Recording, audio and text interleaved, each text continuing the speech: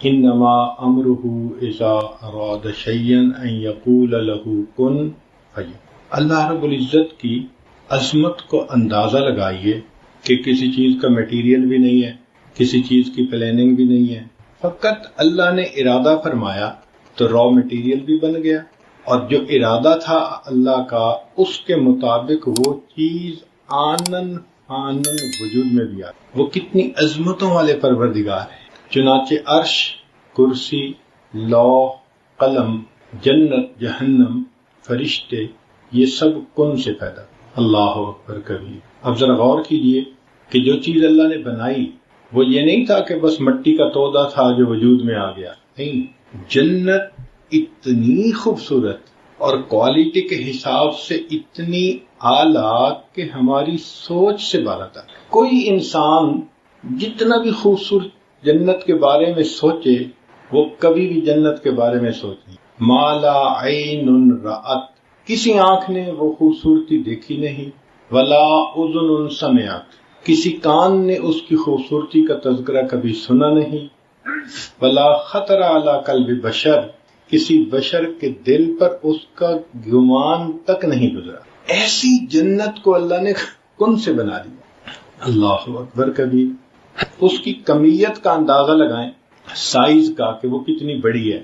حدیث پاک میں آتا ہے نبی اسلام نے ارشاد فرمایا کہ میں اس جنتی کو دیکھ رہا ہوں جو سب سے آخر پہ جہنم سے نکل کر جنت میں جائے گا، لاسٹ ون جہنم میں جل رہا ہوگا، پھر اللہ تعالیٰ اس کو جہنم سے نکال کے جہنم کے کنارے کھڑا کر دیں گے۔ جب اس کو یہ یقین ہو جائے گا کہ مجھے جہنم سے تو نکال دیا گیا، تو وہ اللہ تعالیٰ کی بارگاہ میں عرض کرے گا یا رب یا رب۔ اللہ تعالیٰ فرمائیں گے کیا چاہتے ہو؟ کہے گا اللہ مجھے اس جگہ سے تھوڑا فاصلے پہ کر دیجئے، لا اسمع حسیسها ولا ارى اهلها، نہ میں جہنمیوں کو دیکھنا چاہتا ہوں نہ ان کے چیخ و پکار کو میں سننا چاہتا ہوں، مجھے اتنا دور کر دیں کہ مجھے نہ یہ منظر نظر آئے نہ آواز ہو۔ اللہ تعالیٰ اس کو دور کر دیں گے۔ فرشتہ آئے گا، اس کو ایک تالاب پر لے جائے گا اور کہے گا اغتسل فی ھذا الغدیر، اس تالاب کے اندر نہا لو۔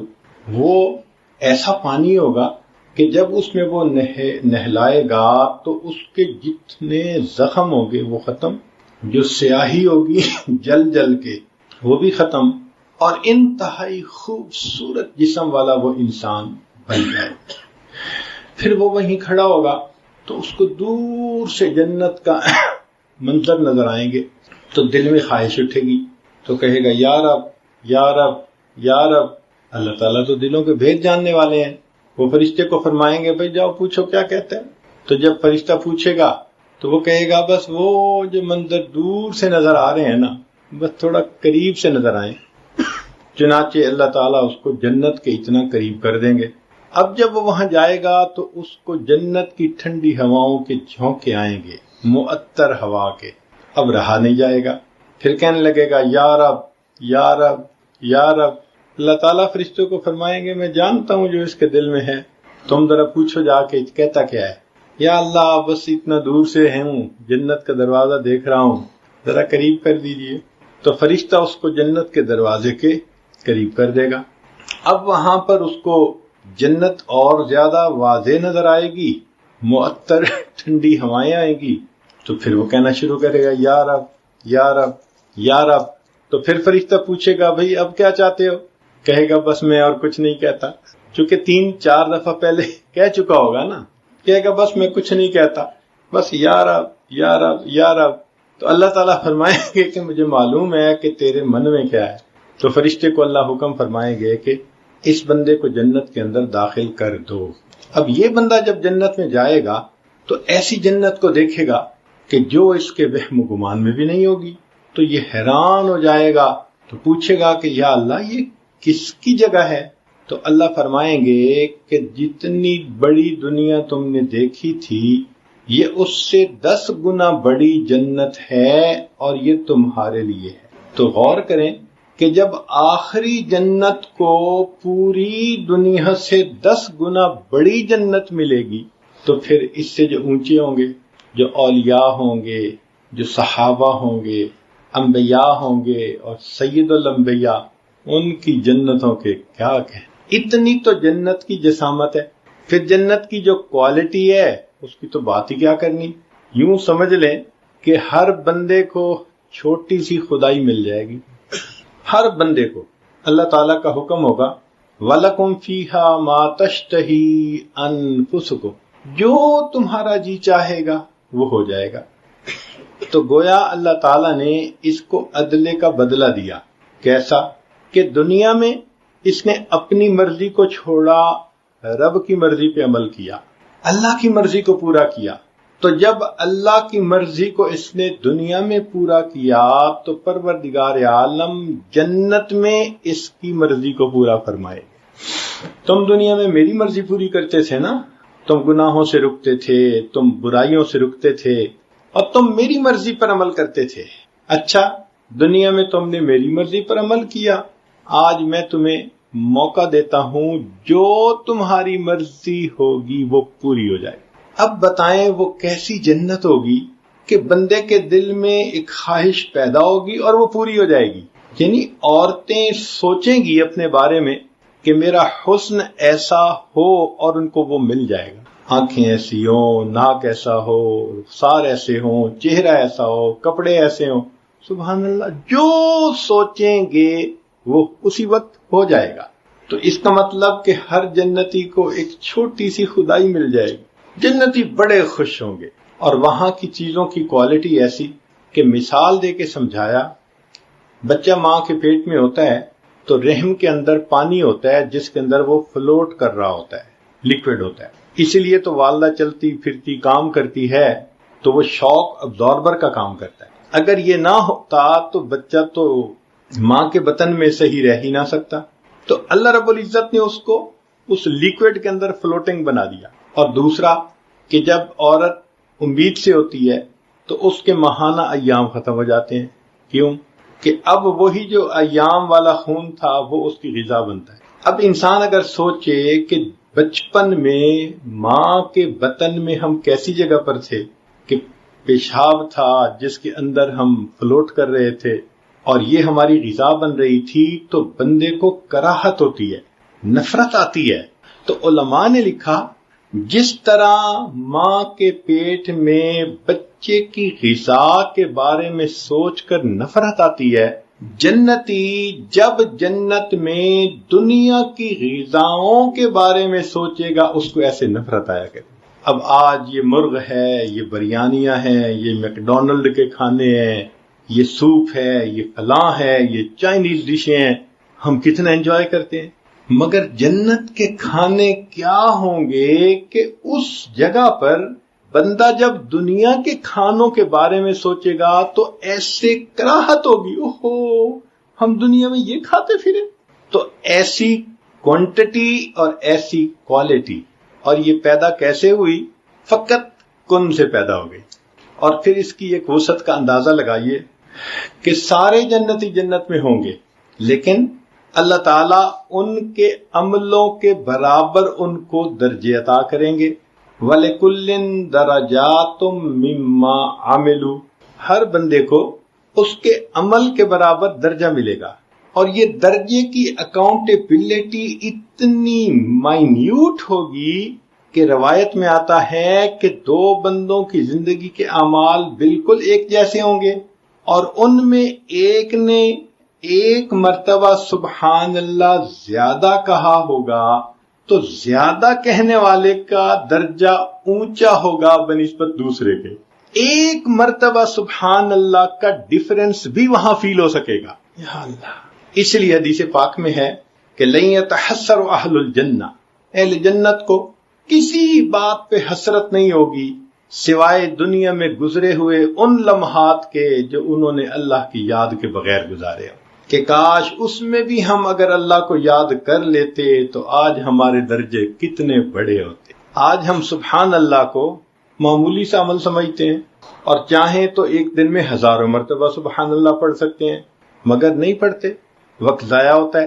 ایک دفعہ سبحان اللہ کا فرق بھی جنتی کے درجے کو نیچے سے اوپر کر دے گا۔ اور پھر سب سے بڑی بات دیکھیے، اللہ تعالیٰ جنتیوں سے پوچھیں گے کہ کیا تم سب مجھ سے راضی ہو، تمہیں کچھ اور چاہیے؟ وہ کہیں گے کچھ نہیں چاہیے۔ تو جب وہ کہیں گے کچھ نہیں چاہیے تو پھر اللہ تعالیٰ بالآخر فرمائیں گے اچھا میں تم سے راضی، آج کے بعد میں تم سے کبھی بھی ناراض نہیں ہوں گا۔ یہ خوشخبری سن کر جنتیوں کو جتنی خوشی ہوگی وہ جنت کی چیزوں کی لذتوں سے بھی زیادہ ہوگی کہ ہمارا رب ہم سے راضی، اب وہ کبھی ناراض نہیں۔ یہ جنت جو اتنی تفاصیل اپنے اندر رکھتی ہے، یہ کیسے پیدا ہوئی؟ کن سے پیدا ہوئی۔ اللہ تیری عظمتوں پہ قربان جائیں، تیری خالقیت کے اوپر قربان جائیں کہ کن سے آپ نے ایسی چیز بنا دی۔ ایک دوسرا طریقہ مخلوق کو بنانے کا وہ ہے تدریجن بنانا۔ کیسے؟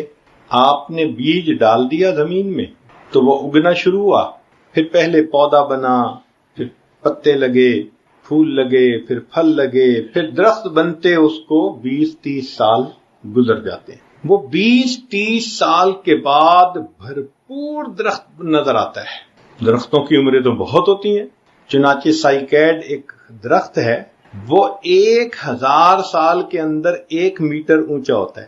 1000 سال کے اندر 1 میٹر اونچا ہوتا ہے، اور دنیا میں ایسے درخت ہیں جو 10-10 میٹر جو ہے وہ اونچے ہیں، سائیکیڈ کے درخت ہیں، صدیوں پرانے درخت۔ تو ان کو اللہ تعالیٰ نے تدریجن پیدا کیا۔ اسی طرح انسان کی مثال کہ جب ماں کو امید لگتی ہے تو بچے کے پیدا ہونے میں 10 مہینے کا وقفہ ہوتا ہے۔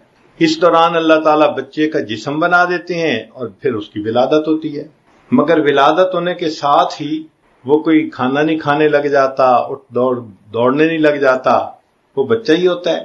پھر اس کو جوان ہونے میں مزید 15 سال چاہیے، 15 سال کے بعد وہ جوان ہوتا ہے۔ تو یہ تدریجن جو سلسلہ ہے اس کو عالم خلق کہتے ہیں۔ چنانچہ عرش کے نیچے جو کچھ ہم دیکھتے ہیں، یہ زمین، یہ آسمان، چاند ستارے، حیوانات، پرندے، خشکی کی مخلوق، تری کی مخلوق، یہ ساری کی ساری مخلوق یہ اللہ تعالیٰ نے تدریجن پیدا کر، اس لیے فرمایا خلق الارض فی یومین، زمین کو 2 دن میں پیدا کیا، ثم استوى الی السماء، پھر اللہ آسمان کی طرف متوجہ ہوئے، وہی دخان، اور یہ اس وقت دخان تھا۔ پھر اللہ تعالیٰ نے 6 دن میں زمین و آسمان کو مکمل کیا، یعنی زمین کے بنانے میں 2 دن اور زمین کے اندر انسانوں کی غذائیت کو رکھنے میں 4 دن لگے۔ وبارک فیہا فی 4 ایام۔ اللہ، کیا قدرت کی مہربانیاں ہیں کہ زمین کے اندر انسان کی ضروریات کو رکھنے میں 4 دن لگے۔ اب وہ دن 24 گھنٹے کے ایسے تو نہیں تھے جیسے آج ہمارے ہاں ہیں، اللہ کے ہاں تو سکیل کچھ اور ہی ہے۔ بہرحال 6 دن میں زمین کی پیدائش مکمل ہو گئی، اور اللہ کی شان دیکھو، آدم علیہ السلام سے لے کے آج تک millions and billions and trillions of لوگوں نے اسی زمین سے غذائیں حاصل کی، اور اللہ کی جو رکھی ہوئی برکت ہے آج تک اس میں کمی تو نہیں آئی۔ تو ایک عالم امر اور ایک عالم خلق۔ اس لیے اللہ تعالیٰ قرآن مجید میں فرماتے ہیں الا لہ الخلق والامر تبارک اللہ احسن الخالق، کہ امر بھی اسی کا اور خلق بھی اسی کی، برکت والا ہے وہ پروردگار جس نے اتنا اچھا مخلوق کو پیدا کر دی۔ اب ہم اگر انسان پر غور کریں تو انسان ان دونوں عالم کا مجموعہ ہے۔ انسان کا ایک جسم ہوتا ہے، ایک اس میں روح ہوتی ہے۔ جسم عالم خلق سے اور روح عالم امر سے۔ انما امرہ یسألونک عن الروح قل الروح من امر ربی، کہہ دیجئے کہ روح تو میرے رب کا امر ہے۔ تو روح عالم امر سے آئی اور جسم عالم خلق کا۔ تو دیکھیں انسان مجموعہ بن گیا، عالم امر اور عالم خلق کا دونوں۔ اب اگلی بات کہ جو چیز جہاں سے بنی اس کی غذا بھی وہیں سے۔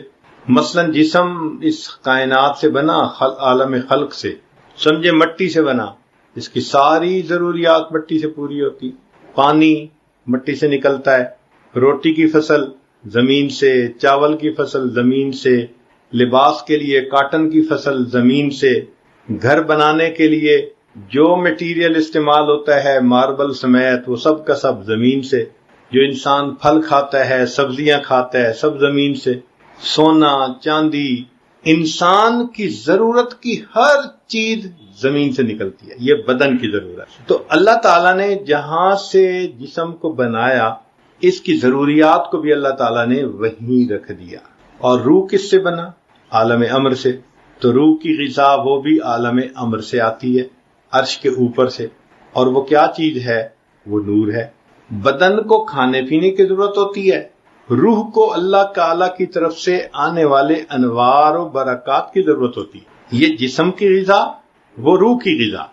آج کے دور کی ایک بڑی غلط فہمی یہ ہے کہ ہم 24 گھنٹے جسم کی غذا کمانے اور کھانے میں مصروف رہتے ہیں، اور روح کی غذا کی طرف سے ہم کوتاہی کرتے ہیں، اگنور کرتے ہیں۔ آپ اگر گھر کے اندر ایک پودا لگائیں اور پانی دینا بھول جائیں تو کچھ دنوں کے بعد کیا ہوگا؟ مر جائے گا وہ پودا کمزور ہو کے۔ جس طرح پانی نہ ملنے سے پودا کمزور ہوتے ہوتے بالآخر مر جاتا ہے، روح کو اگر انسان غذا نہ دے تو روح بھی کمزور ہوتے ہوتے بالآخر مردہ ہو جائے۔ اس لیے انسان دیکھنے میں چل پھر رہا ہوتا ہے مگر دل مردہ ہوتا ہے۔ غذا جو نہیں دی، کبھی دھیان ہی نہیں دیا کہ غذا کیسی۔ جب انسان کی روح کمزور ہو جاتی ہے تو اس کے اوپر نفسانیت غالب آ جاتی ہے۔ نفسانیت غالب آنے کا نتیجہ کیا ہوتا ہے کہ اعمال کرنے دشوار ہو جاتے ہیں۔ بندے کو بخار ہو جائے اور آپ اس کو کہیں کہ جناب یہ ذرا 20 کلو کا وزن سر پہ اٹھا کے فلاں جگہ پہنچاؤ، کہے گا بھئی مجھ سے تو نہیں پہنچائے جاتے، میں تو اٹھ کے بیٹھ نہیں سکتا۔ جس طرح جسمانی بیمار انسان بوجھ نہیں اٹھا سکتا، کام نہیں کر سکتا، اسی طرح جو روحانی بیمار ہو سکتا ہے وہ نیک اعمال نہیں کر سکتا۔ اور اس کی دلیل قرآن عظیم الشان میں سے اللہ تعالیٰ فرماتے ہیں نماز کے بارے میں وَإِنَّهَا لَكَبِيرَةٌ إِلَّا عَلَى الْخَاشِعِينَ، کہ سوائے خاشعین کہ یہ نماز بھاری ہوتی ہے، بوجھ ہوتا ہے اس کا پڑھنا۔ کتنے لوگ ہیں جو صبح وقت کہتے ہیں جی فجر میں اٹھنا بڑا مشکل، کس قدر تجھ پہ گراں صبح کی بیداری ہے، ہم سے کب پیار ہے ہاں نیند تمہیں پیاری۔ ایسے بندے کے لیے نگاہ کا پرہیز مشکل، سچ بولنا مشکل، نمازیں پڑھنا مشکل، تلاوت کرنا مشکل، ہر اچھا کام کرنا اس کے لیے مشکل ہوتا ہے۔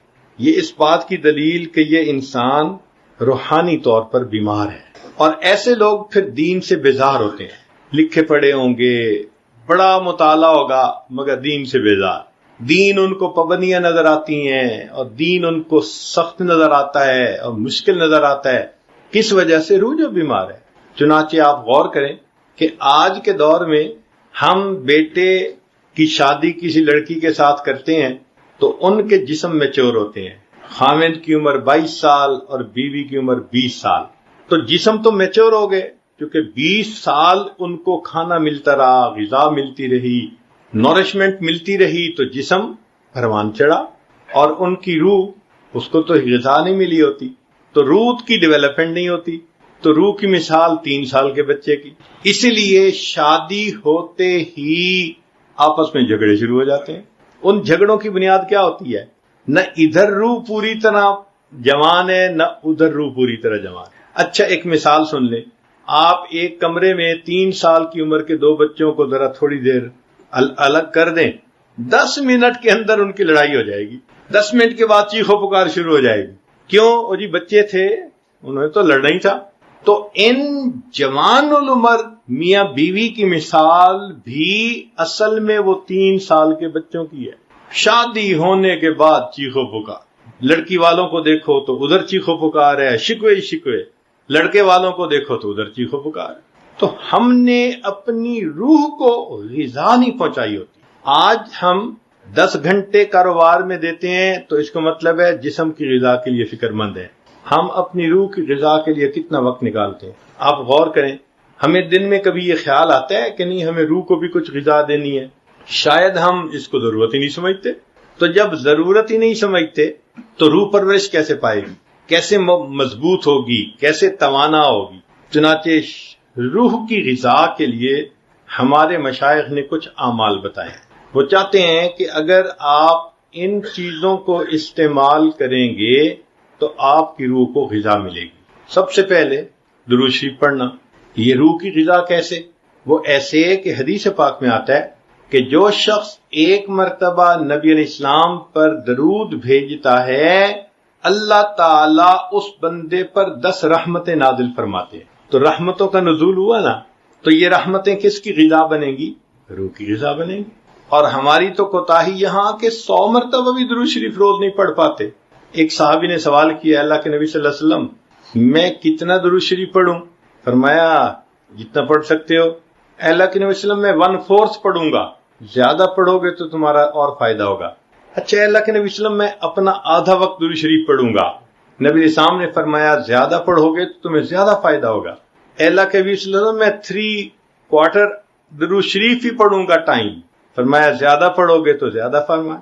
حدیث پاک میں ہے کہ اس صحابی نے کہا اے اللہ کے نبی صلی اللہ علیہ وسلم میں پورا وقت ہی درود شریف پڑھتا رہوں گا۔ نبی اسلام نے فرمایا اچھا اگر تم ایسا کرو گے اللہ تمہارے گناہوں کو معاف کر دیں گے، تمہارے کاموں کو سنوار دیں گے۔ اگر تم ہر وقت درود شریف پڑھتے رہو تو اللہ تمہارے گناہوں کو مٹا دیں گے اور تمہارے کاموں کو اللہ سنوار دیں گے۔ حضرت علی رضی اللہ عنہ فرمایا کرتے تھے کہ اگر اللہ تعالیٰ نے اور اس کے رسول صلی اللہ علیہ وسلم نے تسبیح، تحمید، تکبیر، تحلیل ان کی فضیلتیں نہ بتائی ہوئی ہوتی تو میں سارا وقت نبی علیہ السلام پر درود شریف بھی پڑھتا رہتا، کیونکہ ان کی بھی فضیلتیں بتائی گئی ہیں۔ اس لیے لا الہ الا اللہ پڑھنا، سبحان اللہ پڑھنا، الحمدللہ، اللہ اکبر، اس لیے میں ادھر بھی ٹائم دیتا ہوں۔ اگر وہ اللہ اور اس کے رسول صلی اللہ علیہ وسلم نے فضائل نہ بتائے ہوتے تو میں سارا وقت نبی علیہ السلام پہ درود شریف ہی پڑھتا رہتا۔ اب یہ درود شریف کا پڑھنا روح کی غذا، اور سند ہے کہ ایک دفعہ پڑھنے پر 10 رحمتوں کا نزول، تو یہی رحمت تو انسان کی روح کی غذا ہے۔ پھر اس کے بعد تلاوت قرآن پاک، اس کا پروف کیا ہے؟ فرمایا وَإِذَا قُرِئَ الْقُرْآنُ فَاسْتَمِعُوا لَهُ وَأَنصِتُوا لَعَلَّكُمْ ترحمون، تم پر رحمتیں برسائی جائیں۔ تو قرآن پاک سے ثبوت مل رہا ہے نا کہ تلاوت قرآن پر انسان کے اوپر اللہ کی رحمتیں برستی، تو وہ روح کی غذا ہوتی ہے۔ اب اس کے 2 طریقے ہیں، یا تو انسان ناظرہ پڑھے یا یاد کیا ہوا پڑھے، اور اس سے بھی بہتر یہ کہ اس کو نماز کی حالت میں پڑھے، پھر اور زیادہ رحمتیں بڑھ گئیں۔ چنانچہ آپ اپنے اکابر کی زندگیوں کو دیکھیں تو ان کی زندگی کا ایک بڑا معمول تھا رات کا بیشتر حصہ تہجد کی نماز میں اللہ کا قرآن پڑھنا۔ اور یہ نہیں تھا کہ وہ سارے کئی پارے ہی پڑھتے تھے، پارے بھی پڑھتے تھے، اور کئی مرتبہ ایک ایک آیت کو بار بار پڑھ کر کندے مکرر کا مزہ لیا کرتے۔ قاسم بن محمد بن بکر صدیق اللہ عنہ جو فقہائے 7 مدینہ میں سے تھے فرماتے ہیں کہ میں نے اپنی پھوپھی عائشہ صدیق اللہ عنہ کو دیکھا، انہوں نے چاشت کے نوافل کی نیت باندھی اور ایک آیت کو پڑھنے لگی۔ میں کافی دیر بیٹھا رہا، جب میں نے دیکھا ٹائم لگ رہا ہے تو میں نے سوچا میں بازار جاتا ہوں، فلاں کام کر کے آتا ہوں۔ فرماتے ہیں میں بازار بھی گیا، کام بھی سمیٹا، جب واپس گھر آیا تو میں نے دیکھا اسی جگہ پر وہ کھڑی اسی آیت کو بار بار پڑھ رہی۔ اتنی دیر ایک ایک آیت کی تلاوت ہوتی تھی جس پر گھنٹوں گزر جاتے، اور نبی علیہ الصلوۃ والسلام بھی اتنا قرآن پڑھتے تھے تہجد میں حتیٰ یتورمت قدمہ، قدم مین مبارک کے اوپر ورم آ جاتا تھا۔ صدیق اکبر عنہ ان کا تو قرآن مجید کے ساتھ عشق معروف ہے، پڑھتے تھے ہر وقت قرآن، آنکھوں میں آنسو ہوتے تھے، خود بھی روتے تھے، دوسروں کو بھی رلاتے تھے۔ اور عمر رضی اللہ تعالیٰ عنہ سبحان اللہ تو فجر کی نماز میں تلاوت کرتے تھے تو رونے کی آوازیں 4تھی صف میں جایا کرتی تھی۔ سیدنا امام اعظم ابو حنیفہ رحمۃ اللہ علیہ کے بارے میں لکھا ہے کہ 40 سال عشاء کے وضو سے فجر کی نماز کا معمول رہا۔ اب اس کا یہ مطلب نہیں کہ کبھی درمیان میں کچھ تبدیلی نہیں ہوئی، یہ تو عرف میں ایک بات کی جاتی ہے، اور جو بات عرف میں کی جائے اس کو اسی طرح قبول کرتے ہیں۔ اس کی مثال سن لیجئے، ایک بندہ پڑھتا ہے پھر کالج میں پڑھانے لگ جاتا ہے، حتیٰ کہ پڑھاتے پڑھاتے اس کی وہیں وفات ہو جاتی ہے، تو لوگ بات کرتے ہیں اور جی اس نے تو ساری زندگی بس پڑھنے پڑھانے میں ہی گزار دی۔ اب اس کا کیا مطلب؟ درمیان میں ایک دن بھی چھٹی نہیں ہوتی تھی۔ عرف میں کہا جاتا ہے کہ پورا گویا وقت ہی اس نے اسی ترتیب پر گزار دیا۔ تو اسی طرح 40 سال ان کا معمول رہا. اگر درمیان میں کوئی ایک آدھ دن ایسا نہ بھی ہو سکا یا وضو درمیان میں کر لیا تو اس میں کون سا اشکال ہے؟ انسان عرف میں بات کر جاتا ہے. اب اس کی دلیل سن لیجئے. قرآن مجید میں ہے ملکہ بلقیس تھی وَأُوتِيَتْ مِن كُلِّ شَيْءٍ، ہر چیز اس کے پاس تھی. اب کل کے لفظ کو کوئی پکڑ کے بیٹھ جائے جی اس کے پاس ریفریجریٹر تھا، اس کے پاس مرسیڈیز گاڑی تھی، جی کل کہا ہے قرآن نے، تو کہیں گے عقل کے اندھے اس زمانے میں جو بادشاہوں کے پاس ہوتا تھا وہ سب کچھ تھا. اب کل کے اندر کیوں تفصیل لے کے بیٹھ گئے ہو کہ یہ تھا یہ تھا یہ تھا؟ تو عرف میں بات کی جاتی ہے. تو اسی طرح یہ کہا کہ 40 سال عشاء کے وضو سے فجر کی نماز پڑھی، معمول تو رہا نا ان کا. خود امام شافعی رحمۃ اللہ علیہ فرماتے ہیں میں مکہ مکرمہ سے مدینہ طیبہ گیا تو مجھے 16 دن لگے راستے میں، اور میں نے اس دوران 16 مرتبہ قرآن مجید کو مکمل پڑھ لیا. اتنا قرآن پاک پڑھا کرتے تھے. اب ذرا ہم اپنی زندگیوں کو دیکھیں، کتنی تلاوت ہے ہماری زندگیوں میں. اکثر تو ایسے کہ قرآن پڑھتے ہی نہیں ہیں. اکثریت کی زندگی میں قرآن کی تلاوت آج نہیں ہے، اور جو پڑھتے بھی ہیں تو وہ بھی پاؤ پڑھ لیا، آدھا پارا پڑھ لیا. مشکل سے ایسے لوگ ہوں گے جو ایک پارا پڑھتے ہوں گے. تو اس کا مطلب ہے کہ ہم اپنی روح کو غذا پہنچا ہی نہیں رہے.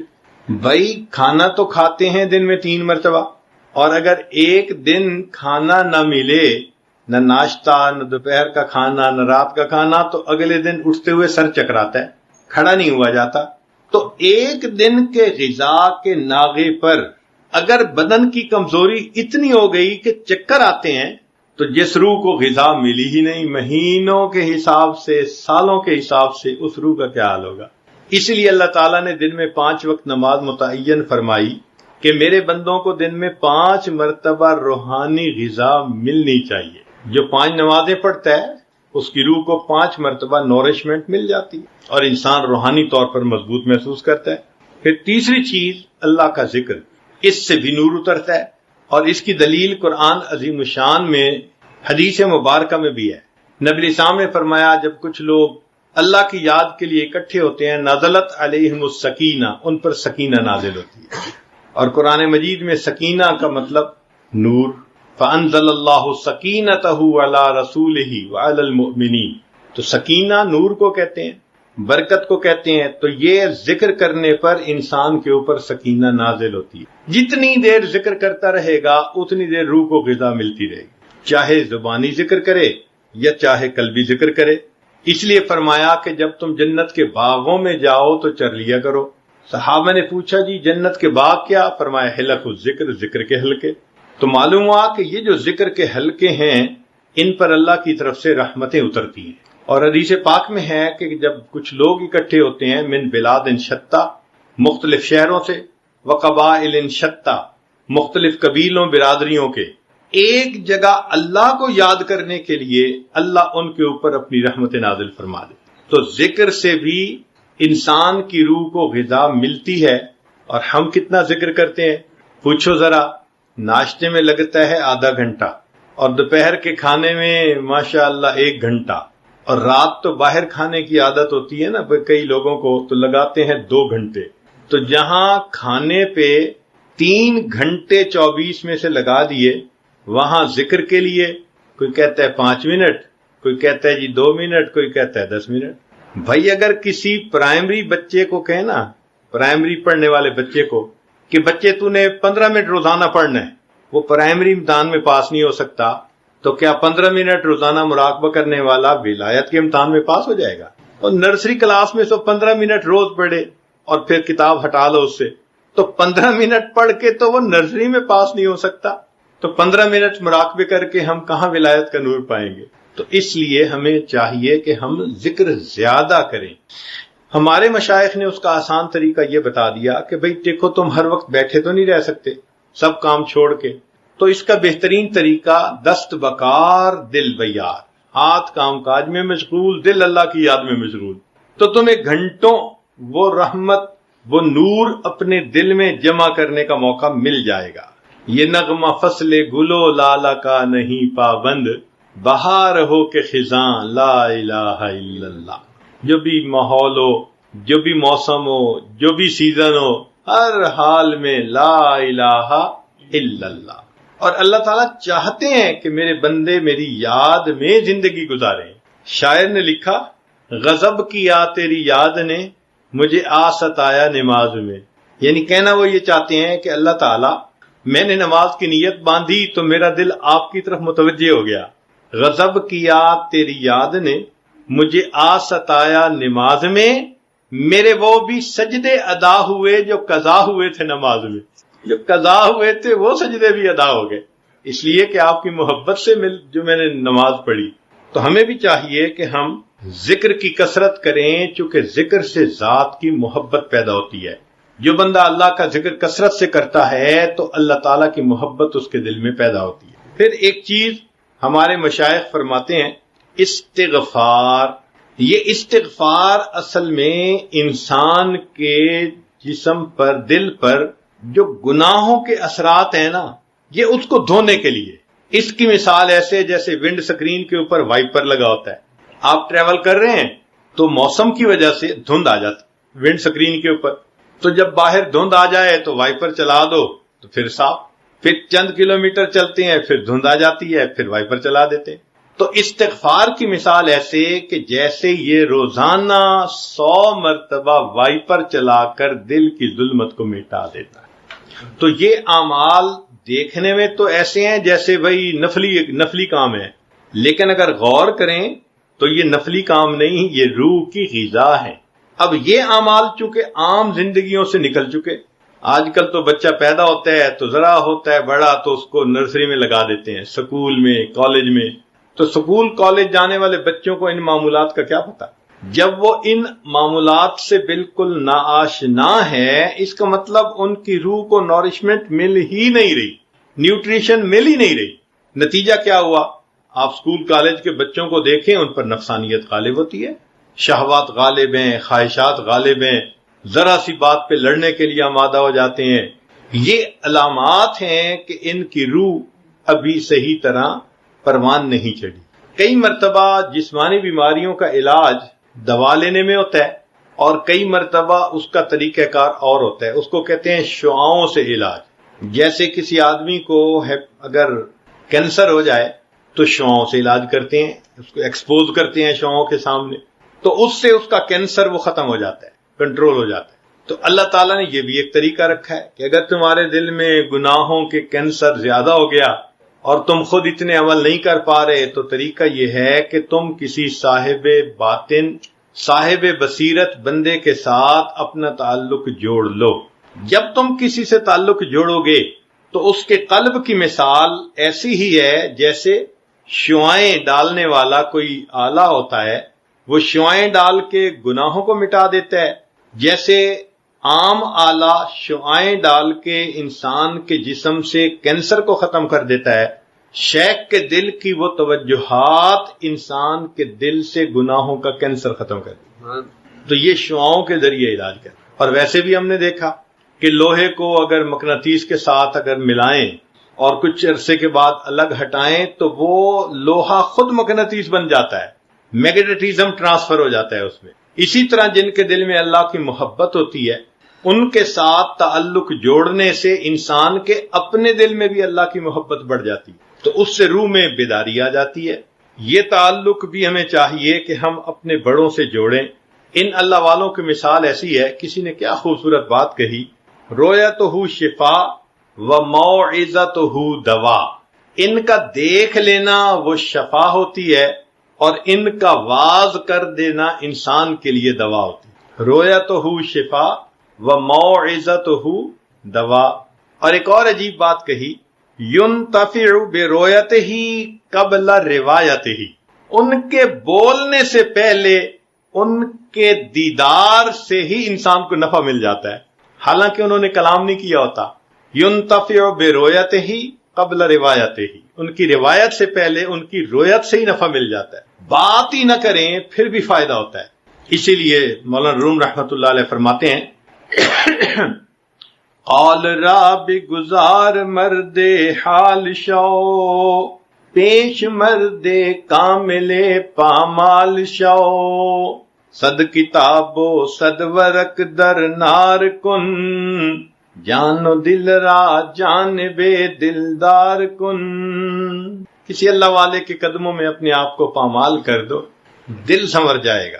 علامہ اقبال نے کیا خوبصورت شعر کہا ہے وہی تیرے زمانے کا امام برحق، ہے وہی تیرے زمانے کا امام برحق، جو تجھے حاضر و موجود سے بیزار کرے۔ یعنی ایسا شیخ کہ جس کی صحبت میں رہ کے جو حاضر موجود ہے اس سے انسان بیزار اور اس کا آخرت کی طرف رجحان ہو جائے۔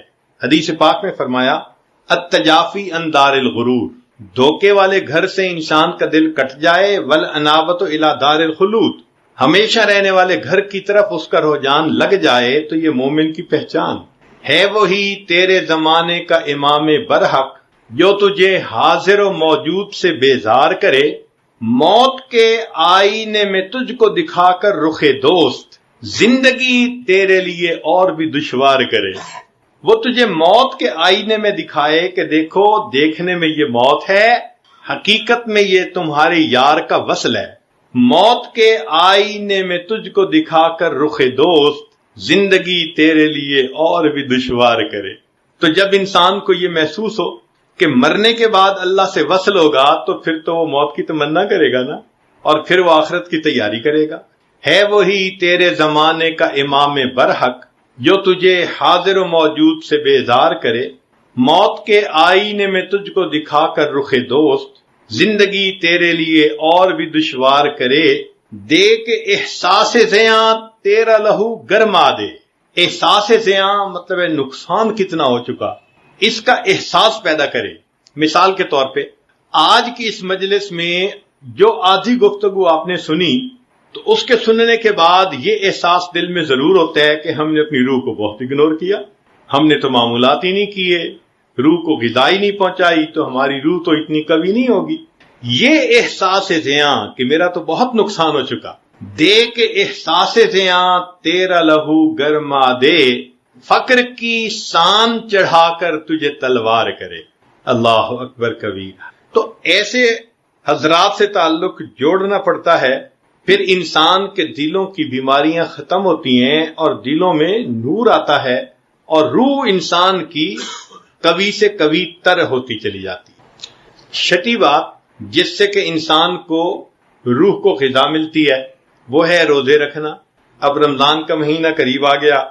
بھوکا رہنا اصل میں ملکوتی عمل ہے، ملائکہ کا عمل ہے۔ ملائکہ کھاتے پیتے نہیں ہیں، تو جب انسان بھوکا پیاسا رہتا ہے تو وہ ملکوتی عمل کرتا ہے، فرشتوں والا عمل کرتا ہے۔ تو یہ ملکوتی عمل اس کے دل کے منور ہونے کے لیے بہت کافی ہوتا ہے۔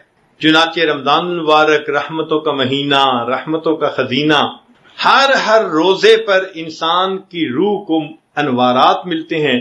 اس لیے رمضان شروع ہوتے وقت اپنی حالت کو دیکھیں اور رمضان ختم ہونے کے بعد حالت کو دیکھیں، آپ کو خود اپنی روحانیت میں ایک بلندی نظر آئے گی۔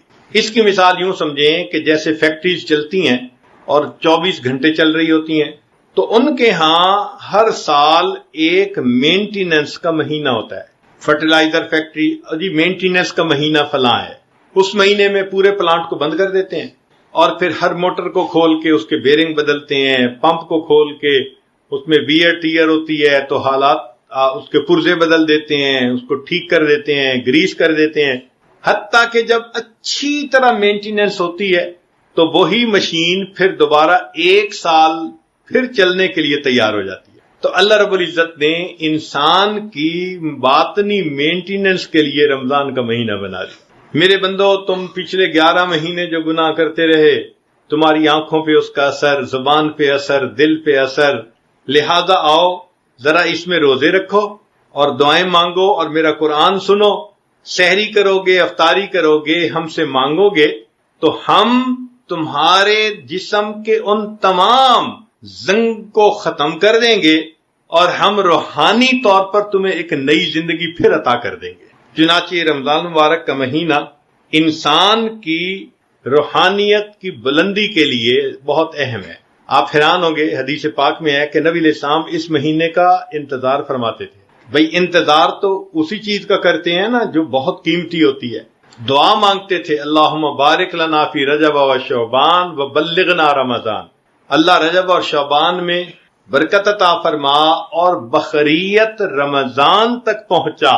جس مہینے کے آنے کی دعائیں مانگتے تھے اللہ کے حبیب صلی اللہ علیہ وسلم، وہ مہینہ کتنا بابرکت مہینہ ہوگا۔ سیدہ عائشہ صدیقہ رضی اللہ عنہا فرماتی ہیں جب رمضان آتا تھا تو نبی علیہ السلام کے اندر میں 3 تبدیلیاں محسوس کرتی تھی۔ پہلی تبدیلی کہ اللہ کے حبیب صلی اللہ علیہ وسلم دعا میں بہت خشوع فرماتے تھے، بہت رو رو کے دعائیں مانگتے تھے، اور عبادت میں اپنے آپ کو تھکا دیتے تھے اور اللہ کے راستے میں دونوں ہاتھ سے خرچ کر دیا کرتے تھے۔ اب عبادت زیادہ کرنا یا دعا لمبی مانگنا تو یہ تو روح کی غذا ہے۔ تو گویا رمضان المبارک میں اللہ کے پیارے حبیب صلی اللہ علیہ وسلم روح کی غذا زیادہ پہنچانے کے لیے خوب کوشش کیا کرتے تھے۔ اسی لیے روزے دار کی دعا افطار کے وقت قبول ہوتی ہے۔ تو ہم روز افطار کے وقت دعا مانگیں کہ اللہ ہم باطنی طور پر کمزور ہیں، ہماری کمزوری کو قوت میں تبدیل فرما دے، ہماری روحانی بیماریوں کو ختم کر دے، بد نظری سے بچا لے، جھوٹ سے بچا لے، غیبت سے، حسد سے، کبر سے، عجب سے، جو بیماریاں ہیں ان سے بچنے کی دعا مانگیں۔ اور اسی لیے جبریل علیہ السلام نے یہ دعا مانگی، برباد ہو جائے وہ شخص جس نے رمضان کا مہینہ پایا اور اس نے اپنی مغفرت نہ کروائی۔ اور اللہ کے حبیب صلی اللہ علیہ وسلم نے اس دعا کے اوپر آمین کی مہر لگا دی۔ ماں بچے کو کبھی بد دعا نہیں دیتی، تو جو اللہ کے حبیب صلی اللہ علیہ وسلم ماں سے بھی زیادہ اپنے امتی سے محبت کرنے والے ہوں، وہ کیسے بد دعا دے سکتے ہیں؟ معلوم ہوا کہ نقصان اتنا بڑا ہے کہ اللہ کے حبیب صلی اللہ علیہ وسلم نے بھی تصدیق کر دی، واقعی رمضان کا مہینہ آئے اور مغفرت نہ کروائے تو وہ بدبختی ہے۔ تو آپ صلی اللہ علیہ وسلم نے اس بد دعا کے اوپر آمین فرما دی، اور پھر اس میں اللہ تعالیٰ نے رحمت کر دی کہ آخری 10 دن اعتکاف بھی بنا دیے۔ یہ اللہ تعالیٰ کی طرف سے رحمت ہو گئی۔ حدیث پاک میں آتا ہے کہ جو رمضان کا اعتکاف کرے 2 کامل حج اور 2 کامل عمرے کرنے کا ثواب لکھا جاتا ہے۔ اور یہ ایسا ہی ہے جیسے کوئی بندہ آ کے محبوب کی چوکھٹ پکڑ کے بیٹھ جائے، اگر تو در نہ کھولے گا تو میں بھی در نہ چھوڑوں گا، اگر تو در نہ کھولے گا تو میں بھی در نہ چھوڑوں گا۔ اس طرح 10 دن کہ میں منا کے اٹھوں گا اللہ کو، اجازت ہو تو آ کر میں بھی شامل ان میں ہو جاؤں، اجازت ہو تو آ کر میں بھی شامل ان میں ہو جاؤں، سنا ہے کل تیرے در پر ہجوم عاشقاں ہوگا۔ تو 20ویں روزے اللہ کے در پر ہجوم عاشقاں ہوتا ہے۔ اعتکاف والے گھروں کو چھوڑ کے آ جاتے ہیں، بس اللہ اب تیرے در پر پڑے ہیں اور تجھے منا کے اٹھیں گے۔ جو حضرات سنت اعتکاف نہ کر سکیں وہ محروم بھی نہ رہیں، چھٹی کا دن اعتکاف کر لیں نفل کی نیت سے۔ بہترین طریقہ تو پھر یہی ہے کہ نفل کی نیت 10 دن کی کر لیں، مسجد سے تیار ہو کے دفتر جائیں اور دفتر سے تیار ہو کے مسجد آ جائیں، تاکہ جتنا وقت بھی نفل اعتکاف میں گزرے اتنا تو گزر جائے۔ تو اس رمضان میں ہمیں چاہیے کہ ہم اپنی روح کو جتنی غذا پہنچا سکتے ہیں وہ پہنچائیں، تاکہ روحانی طور پر بھی ہم بالغ ہو جائیں، قوی ہو جائیں۔